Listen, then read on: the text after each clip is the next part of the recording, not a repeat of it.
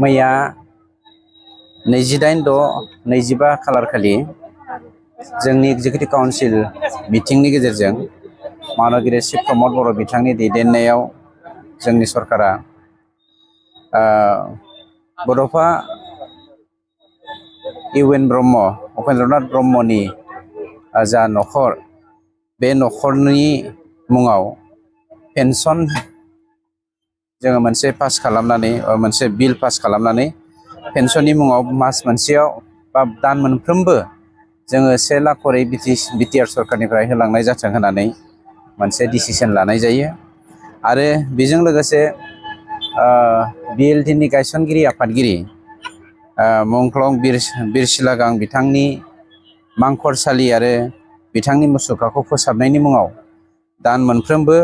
20,000 करै अनसुंथाइ होनाय जाथों होननानै मैयानि इसि मिटिंनि गेजेरजों जोङो थिरांथा लानाय जादों। आरो जोंनि सरकारा 10 बोसोरनि थाखाय जेब्लासिम बे 10 बोसोराव जोंनि बिटिआरनि सिङावहाय साख्रि ओंखारनाय जागोन बा साख्रिनि नटिफिकेसन होनाय जागोन, बेवहाय जोङो जेनेरेलि 3% करै मुंख्लंफोरनि न'खरफोरनि थाखाय जोङो मैया इसिआव एग्जिकिउटिभ काउन्सिलाव पास खालामनाय जादों। नाथायबा बे मुंख्लं न'खरनि फोरनि मुङाव 3% होनाय जादोंब्लाबो मोनसे खोन्थाखौ नोंथांमोननि मिडियानि गेजेरजों आं